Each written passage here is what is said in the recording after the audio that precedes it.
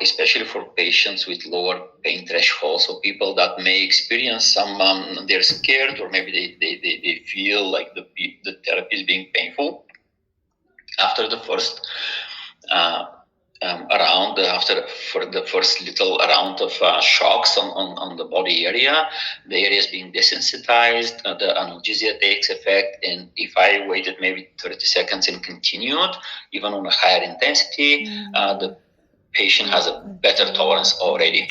So that's our short term, that's our immediate pain relief mechanism. And there is another one that is more long term effect for the analgesia, and it's based on the neuropeptide or the neurotransmitters called substance P. The shock wave is the shock waves being introduced to the pathology or to the area of interest would decrease the levels of the substance P, which means there will be less information going up to the spinal cord into the brain that talking about that pain. So that's how, by decreasing the levels of the substance P, we expect long-term analgesic effect. Something here that may really interest you is how and why the shockwave can reduce muscle tension, and not just short-term but long-term. And it's long-term because what the shockwave does to the structures, especially muscle bodies where the blood flow is usually rich, the shockwave will increase the blood flow through the area, and through the process of neovascularization, through that physiological effect of neovascularization, eventually the blood flow through the area will be permanent, not just for the day or two after your session. So prolonged use of shock wave, we're talking about 10 sessions or more, would lead to that effect of neovascularization, which on its turn will increase the blood flow and the oxygenation in the stiff muscles in long term, where and then we can expect that the ischemia will be reduced and the muscle stiffness pain cycle will be disrupted. And at the end, there is a explanation as to why and how the shockwave can reverse chronic inflammation based on activation of different cells, different proteins in the body. We can reverse any chronic tendinopathy that's been there for years. We can actually, in fact, re-inflame it and then re-heal it. So this is something we call tissue remodeling, where we purposely stimulate the tissue to the point where we create small inflammatory response, and then we once that response is in place, we treat it as an acute injury, and then we're able to stretch it, to break down the adhesions, and to re-heal it to the full potential, to reverse the full potential of the tendon or the range of motion around the joint or else.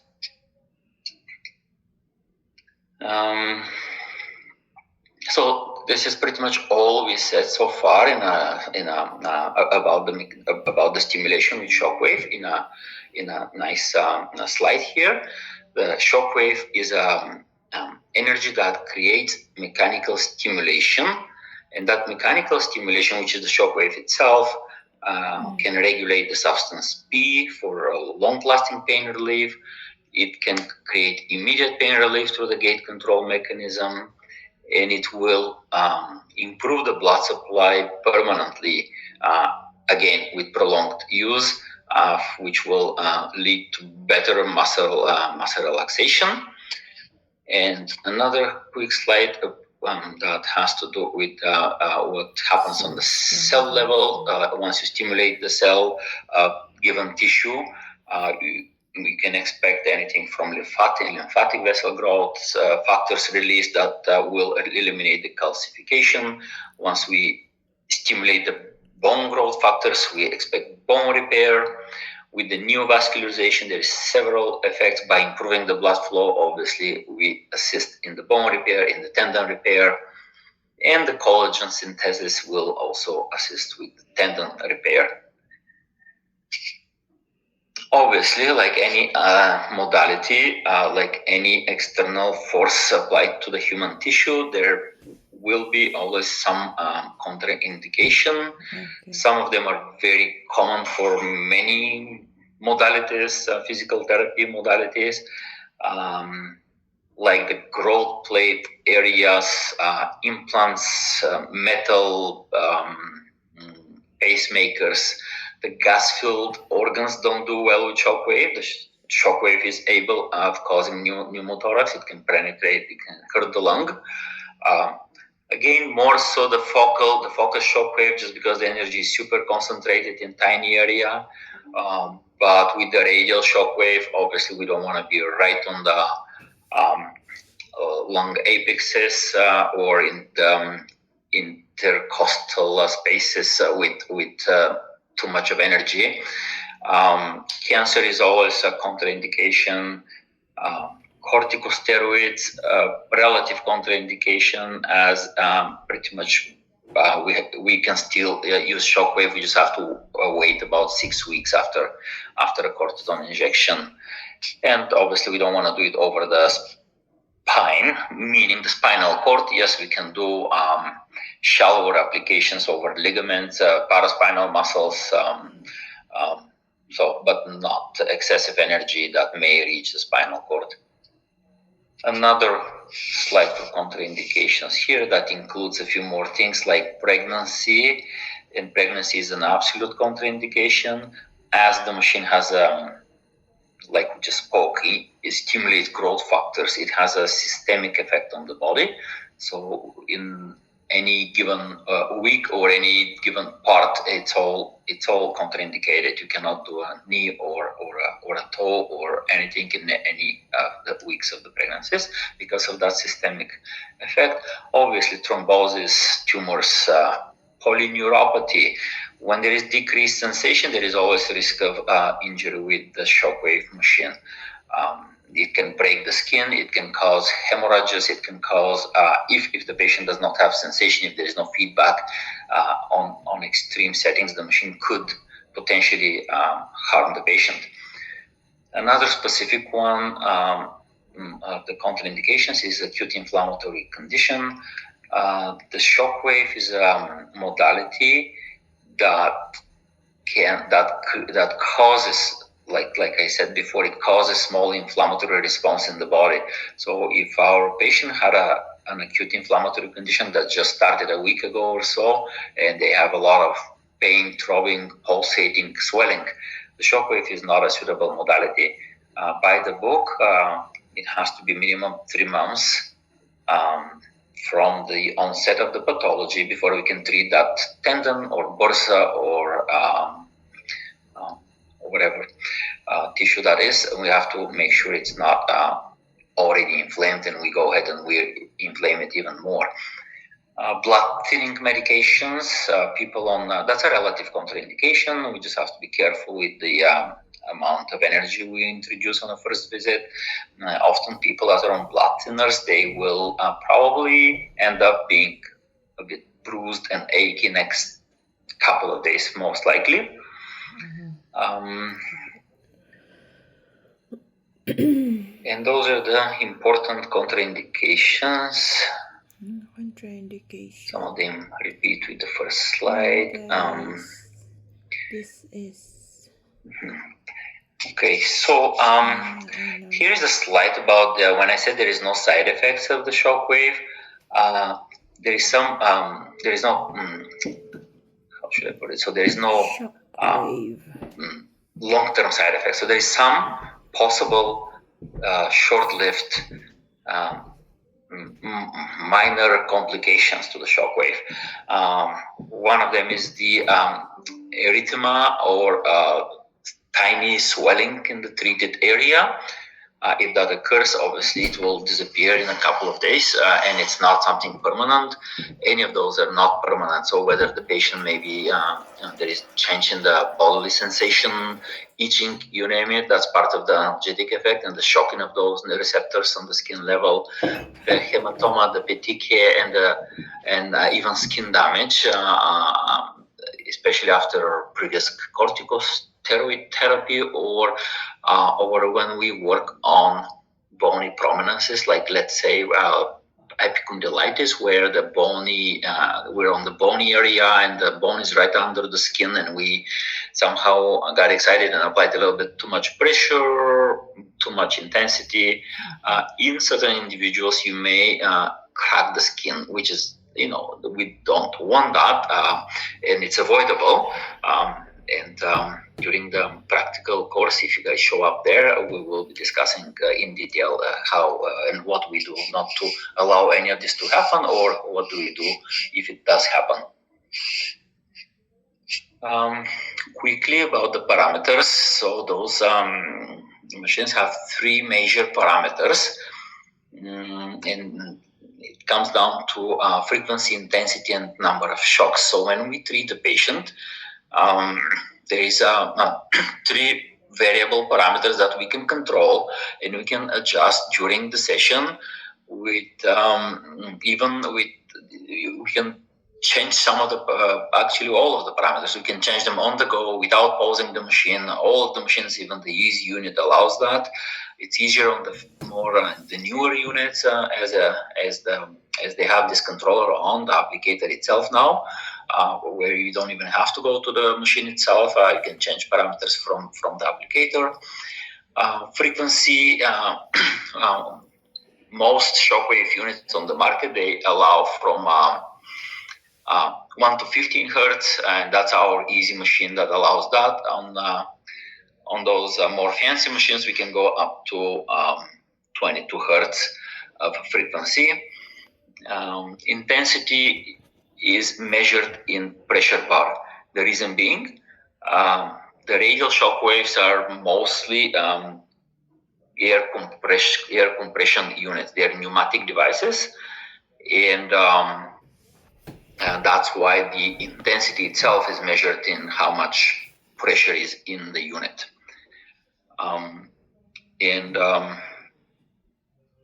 The number of shocks is actually, it doesn't say here, but the intensity can vary anywhere from 1.5 up to 4 bar on some of the units, and up to 6 bars on other units. The number of shocks is another parameter that is very important for the physiological effect to be achieved. Different patients may need different total number of shocks per session in order for us to achieve some tissue response. And again, we'll elaborate on the practical course how that's done and what's enough and what isn't. Here is a specific slide just for the intensity. Like I said, 1.5 up to 4 on some of the units, and up to 6 on others. What is really neat is that that parameter, we can incrementally adjust it by 0.1 bar. So very fine adjustments if needed. And that's on the go during the therapy. And based on the patient's tolerance, we can go up, we can go down, and find the optimal stimulation for the given patient, for the given body area. And the higher the bar is, the stronger and the deeper the shock wave goes. So it's the intensity that determines the depth of penetration. Like we said here, the higher you go in the intensity, the deeper the wave travels. It can travel up to 6 and 7 centimeters, but remember that what I said at the beginning, that it weakens as it goes deeper. So if at the surface I have it set at 6 bar, at 6 centimeters it might be half of it or even less. And there is a way around that, which we'll also discuss how we can deliver 6 bar or 4 bar to a deep structure. There is a way to help that. So looks like we're almost running out of time. I really wanted to maybe I'll just go quickly through what the screen looks like, where all the adjustments are available for you.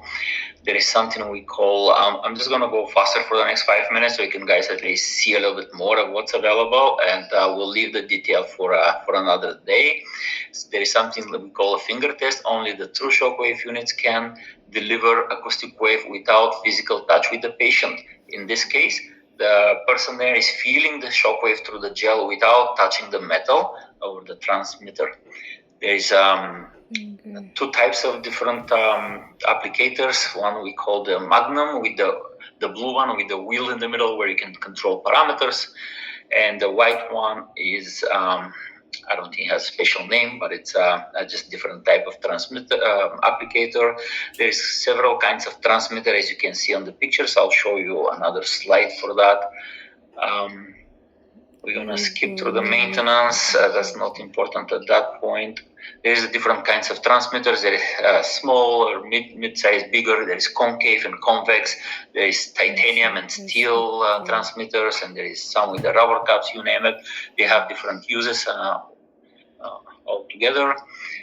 The biggest warranty on the market, 2 million shocks, and that's the minimum. That's just the warranty. Usually, they go way more than that. Those bullets that are inside were something we call revision kit. The change of the bullet or the revision kit whenever it's time to do it is very simple. It takes maybe 1 minute and you do it on your own in the office. You don't have to really send it to a repair shop or a technician. For the therapy itself, once we choose the suitable transmitter, we need ultrasound gel, just any ultrasound gel. There's several techniques of delivering the therapy. There is static, there is dynamic, there is a combination. There's different ways of delivering. Also, the pressure is important. When we are targeting deep structure, we need to apply physical pressure in order to our transmitter to be as close to the desired structure, so the most of the energy can enter into that structure. There might be very light pressure for the superficial structures, and we can treat from a small distance for hypersensitive patients without actually touching them through the gel, like the finger test showed you. And lastly, I'm just going to show you a few conditions as to what we most commonly treat with the shockwave, and then I'll take some questions. So these are the heel spurs here, the posterior, inferior heel spurs. There's protocols that I'll be giving you at the practical if you guys show up there. Decurvence tenosynovitis with the protocol, carpal tunnel syndrome with the specific protocol, and then comes to the knee, MCL, excuse me, Achilles tendinopathy, patellar, obviously chronic. Like I said, we only treat chronic conditions. So patellar tendon chronic conditions, whether it's runner's knee, jumper's knee, whether it's whatever it happened to be. Iliotibial band is a common one. Hamstrings. Piriformis, when the piriformis is tight, whether it's pinching the sciatic nerve or not, you can treat it and achieve relief in the whole lower limb. Trochanteric bursitis, very efficient therapy for bursitis, where it's, as you know, it can be very stubborn.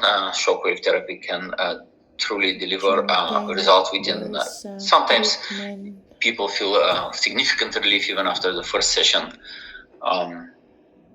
We talked about the calcium deposits removal, rotation cal, whiplash, obviously in the chronic stage, once the acute symptoms are gone, in the absence of any contraindications such as concussions or vertigo and stuff. Once it's the condition is purely muscular and creates stiffness and all that, we can treat that. Lumbar paraspinals, and on and on and on. So I'm gonna pause for questions, if that's okay. It's I think it's time for that.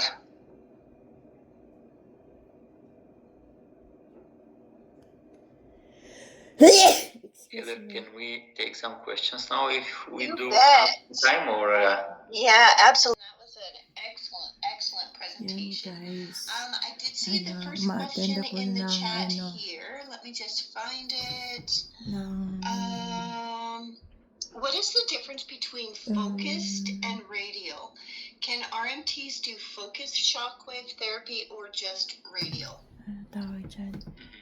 So I think I mentioned the technical differences, that how the energy is distributed differently. Focus shockwave Continuous I guess if you're education certified, ng yes, you can deliver RMT. it.